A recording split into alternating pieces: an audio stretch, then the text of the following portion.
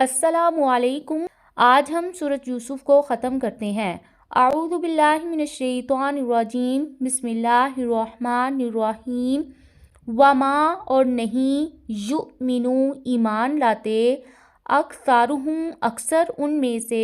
باللہ اللہ تعالیٰ پر، الا مگر، وہم اس حال میں کہ وہ، مشرکون مشرک ہیں۔ اکثر انسانوں کا حال یہ ہے کہ وہ اپنی زبان سے تو اللہ تعالیٰ کے وجود اور اس کے خالق اور مالک ہونے کا اقرار کرتے ہیں، لیکن عمل کی زندگی میں مشرک ہوتے ہیں، اللہ تعالیٰ کی بجائے غیروں کی پرستش کرتے ہیں۔ انسان کو اللہ تعالیٰ کے بیٹے اور فرشتوں کو اس کی بیٹیاں کہتے ہیں، جو شرک اکبر ہے، اور جس کا شرک ہونا واضح اور جلی ہے۔ شرک کی ایک دوسری قسم شرک خفی ہے، جس میں اکثر لوگ مبتلا ہو جاتے ہیں اور انہیں احساس تک نہیں ہوتا ہے۔ اس آیت کی تفسیر میں حسن بصری کہتے ہیں کہ اس سے مراد وہ منافق ہے جو لوگوں کے دکھلاوے کے لیے نیک کام کرتے ہیں۔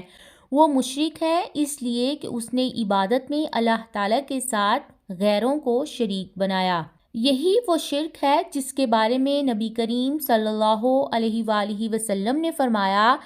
کہ اس امت میں شرک چیونٹی کی چال سے بھی زیادہ مخفی طور پر پایا جائے گا۔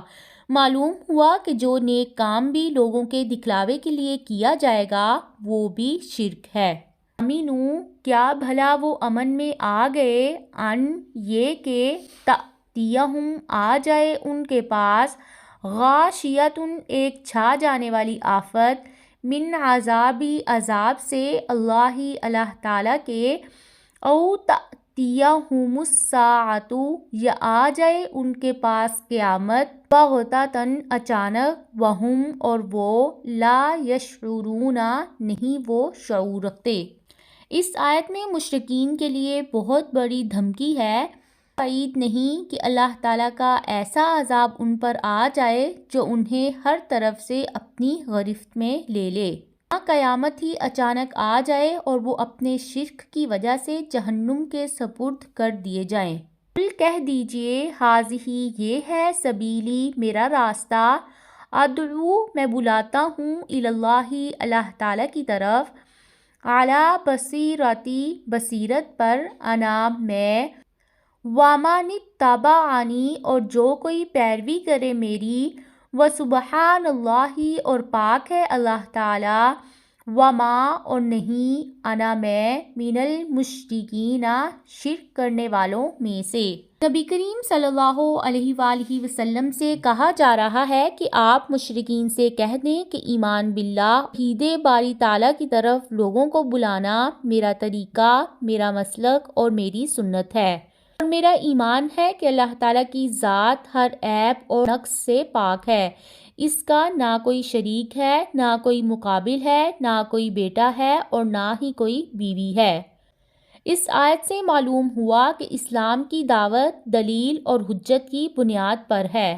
اور قرآن نے اسی کی تعلیم دی ہے۔ وما ارسلنا اور نہیں بھیجا ہم نے، من قبلک آپ سے پہلے، الا مگر، رجالاً مردوں کو، نوحی ہم وحی کرتے ہیں، الیہم ان کی طرف، من اہل القری بستی والوں میں سے، افلم کیا پھر نہیں، یسیروا وہ چلے پھرے، فی الارض زمین میں، فینظروا تو وہ دیکھتے، کیفا کس طرح، کان ہوا، عاقبۃ انجام، الذین ان لوگوں کا جو، من قبلہم ان سے پہلے تھے، ولدار الآخرۃ اور آخرت کا گھر، خیر بہتر ہے، للذین ان لوگوں کے لیے جو، اتقوا تقوی اختیار کریں، افلا کیا پھر نہیں، تعقلون تم عقل سے کام لیتے۔ مشرکین مکہ کہا کرتے تھے کہ اللہ تعالیٰ نے انسان کی رہنمائی کے لیے آسمانوں سے فرشتے کیوں نہیں بھیجے؟ اللہ تعالیٰ نے ان کی تردید میں کہا کہ اے ہمارے نبی، ہم نے آپ سے پہلے جتنے بھی انبیاء بھیجے ہیں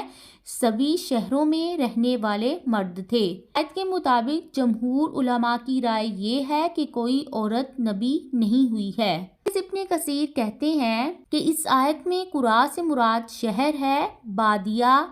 نہیں ہے جہاں کے رہنے والے عام طور پر بد اخلاق اور سخت مزاج ہوتے ہیں۔ اس لیے اللہ تعالیٰ نے سورۃ توبہ کی آیت نمبر 97 میں فرمایا کہ دیہات کے رہنے والے کفر و نفاق میں دوسروں سے زیادہ آگے ہوتے ہیں۔ افلم یسیروا، جو مشرکین مکہ نبی کریم صلی اللہ علیہ وآلہ وسلم کی رسالت کا انکار کرتے تھے، انہیں کہا جا رہا ہے کہ وہ لوگ ان علاقوں میں جا کر عبرت کیوں نہیں حاصل کرتے جہاں انہی کی طرح ماضی میں قومیں آباد تھیں۔ انہوں نے انبیاء کا مذاق اڑایا اور اللہ تعالیٰ کے دین کو قبول نہیں کیا، یہاں تک کہ اذا جب استیأسا نا امید ہو گئے الرسول رسول وظنوا اور انہوں نے سمجھا انہم بے شک وہ قد تحقیق کذبوا وہ جھوٹ بولے گئے ہیں، جاءہم آ گئی ان کے پاس نصرنا ہماری مدد، فنجیت بچا لیا گیا من اس کو جسے نشاء ہم چاہتے ہیں، ولا یرد اور نہیں پھیرا جاتا بأسنا ہمارا عذاب عن القوم ان لوگوں سے المجرمین جو مجرم ہیں۔ اللہ تعالیٰ کی دعوت کو پہنچانے کے لیے ہر زمانے کے لوگوں نے انبیاء کو بہت زیادہ تکلیفیں پہنچائی ہیں، لیکن آخر میں غلبہ اور کامیابی انبیاء ہی کو حاصل ہوئی ہے۔ اسی بات کو اللہ تعالیٰ نے اس آیت میں بیان فرمایا کہ انبیاء کرام لمبی مدت تک دعوت اور تبلیغ کا کام کرتے رہتے تھے، لیکن پھر بھی ان کی قومیں راہ راست پر نہیں آتی تھی۔ قسم کی نا امیدی ان کے دل میں آ جاتی تھی اور وہ قومیں بھی سمجھنے لگتی تھی کہ ان رسولوں نے ان سے جس عذاب کا وعدہ کیا تھا وہ جھوٹا ہے۔ لقد البتہ تحقیق کان ہے فی قصصہم ان کے قصوں میں عبرت